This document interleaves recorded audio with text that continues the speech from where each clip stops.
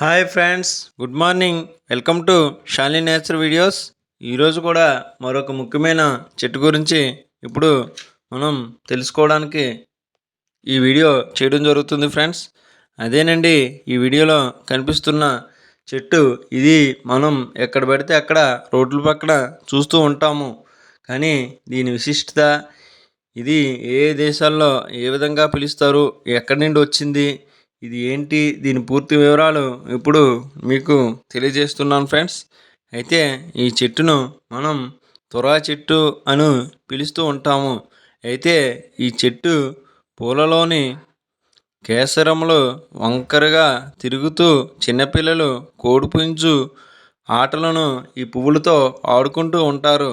అందుకనే ఈ చెట్టును కోడిపుంజు చెట్టుగా పిలుస్తూ ప్రాచుర్యం పొందిందని చెప్పవచ్చు. అయితే ఈ చెట్టునే ఇంగ్లీష్లో డెలోనిక్స్ రెజియా మరియు రాయిల్ పోయిన్సియానా, అదేవిధంగా ప్లాంబాయింట్ లేదా ఫినిక్స్ ఫ్లవర్ అని కూడా పిలుస్తారు. అదేవిధంగా ఈ చెట్టునే తెలుగులో అయితే అడవి జ్వాల లేదా జ్వాలా చెట్టు అని కూడా పిలుస్తారు. అయితే ఈ చెట్టు మన దేశానికి చెందినది కాదు. ఈ చెట్టు మొట్టమొదటిసారిగా మడగాస్కర్కి చెందిన సిసెల్టీ నియోడా కుటుంబానికి చెందినది.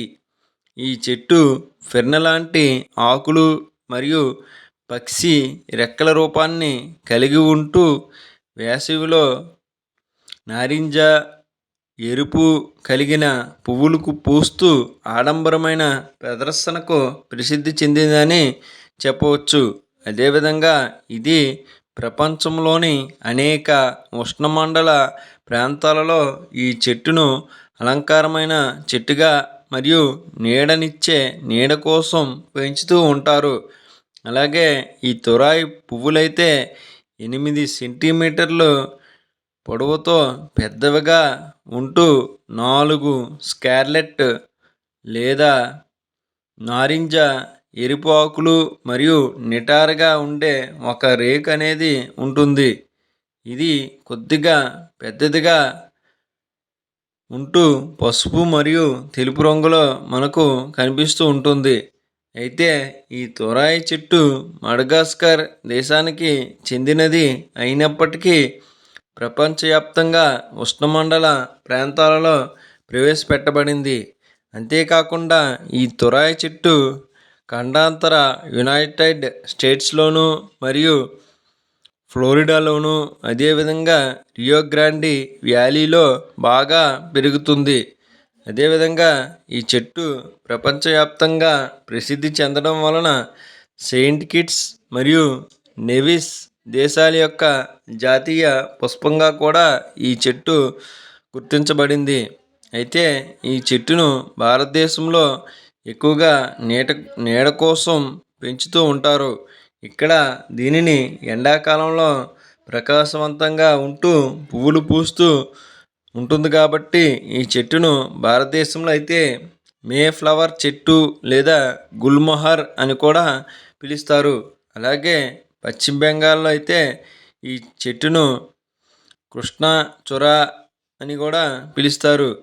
అదే శ్రీలంకలో అయితే మారా చెట్టు అని, నేపాల్లో అయితే సిరీస్ అని కూడా పిలుస్తారు. అదే మయన్మార్ దేశంలో అయితే సెయింట్ వన్ అని, వియత్నాంలో అయితే ఈ చెట్టును ఫీనిక్స్ ఫ్లవర్ మరియు ఫీనిక్స్ తోక అని పిలుస్తారు.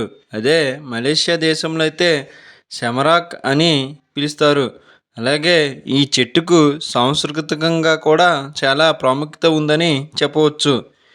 దీన్ని కేరళలో అయితే కల్వర్ పువ్వు అని పిలుస్తూ, కేరళలోని సెయింట్ థామస్ క్రైస్తవులైతే ఈ చెట్టుని జీసస్ సిలువ చేయబడినప్పుడు ఆయన సిలువకు సమీపంలో ఒక చిన్న తురా చెట్టు ఉందని వారు నమ్ముతారు. ఈ చెట్టు పువ్వులపై యేసుక్రీస్తు రక్తం చిందించబడిందని వారు ఎక్కువగా నమ్ముతూ ఉంటారు. అదేవిధంగా హిందువులు సైతం వేసవికాలంలో ప్రత్యక్ష దైవమైన సూర్య భగవానుని, అలాగే అదే రంగు కలిగిన నారింజ ఎరుపు రంగు పూలతో ఉన్న ఈ తురాయి పూలతో పూజిస్తూ ఎండ వేడిమి నుండి తమకు ఊరట కలిగేలా చేయమని ప్రార్థిస్తూ ఆ రోజు అత్యంత నిష్ఠతో ఉపవాసం ఉంటూ సూర్యభగవానుని రోజైన ఒక ఆదివారం నాడు వేసవికాలంలో పూల పుష్పాలు సమర్పిస్తూ ఆ సూర్యభగవానునికి ఎదురుగా పళ్ళు పూలు విసురుతూ ప్రార్థిస్తూ ఉంటారు.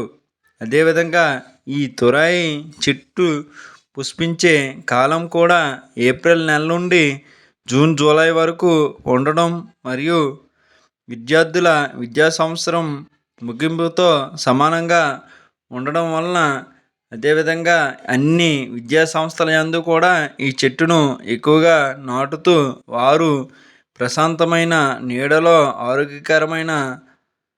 ఆరోగ్యకరంగా ప్రశాంతంగా ధ్యానంతో కూడిన విద్యను అభ్యసించడానికి ఈ చెట్టు తోడ్పడడం వలన ఈ చెట్టును విద్యార్థి పువ్వు చెట్టు అని కూడా పిలుస్తారు. అదేవిధంగా ఏది ఏమైనప్పటికీ ఈ రాయల్ పోయన్సినియా చెట్టు అలంకార విలువతో ఉష్ణమండలంలో బాగా ఉపయోగకరమైన నీడనిచ్చే చెట్టుగా ప్రసిద్ధి చెందిందని చెప్పవచ్చు. అదేవిధంగా ఈ చెట్టు దాదాపు 12 లేదా 40 అడుగుల ఎత్తు వరకు పెరిగి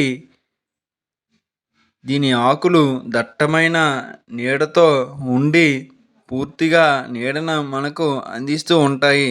అయితే ఇంతటి విశిష్టత కలిగిన ఈ తురాయి చెట్టు యొక్క పూలని మనం చూస్తే ఒక ఆనందకరమైన ప్రశాంతంగా మనం బళ్ళు మీద వెళ్తూ ఉంటే మనకు ఎంతో హాయినిస్తాయని చెప్పవచ్చు. అయితే ఇంతటి విశిష్టత కలిగిన ఈ తురాయి చెట్టు ప్రస్తుతం అంతరించిపోయే దశలో ఉందని చెప్పవచ్చు. ఎందుకంటే ఇవి ఎక్కువగా ప్రభుత్వం వారు కానీ ఎవరైనా నీడ కోసం ఎక్కువగా రోడ్ల పక్క నాటుతూ ఉంటారు.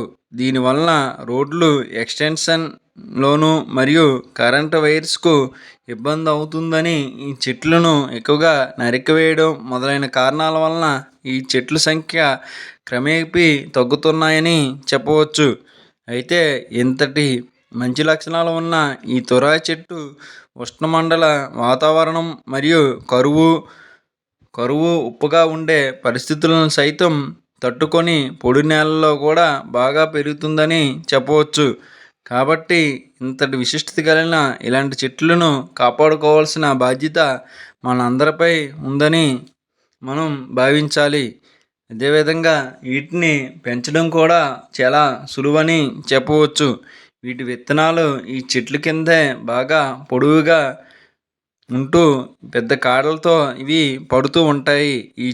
ఈ గింజలను మనం తీసుకుంటూ సేకరించుకొని వర్షాకాలం ప్రారంభమైనప్పుడు మనం రోడ్ల పక్క చిన్న ఒక అడుగు గొయ్యి తీసి నాటుకుని ఉంటే ఇవి ఈజీగా పెరుగుతూ మన భవిష్యత్ తరాలకు నీడను ఆహ్లాదకరాన్ని వాతావరణాన్ని మనకు అందిస్తూ ఉంటాయని చెప్పుకోవచ్చు.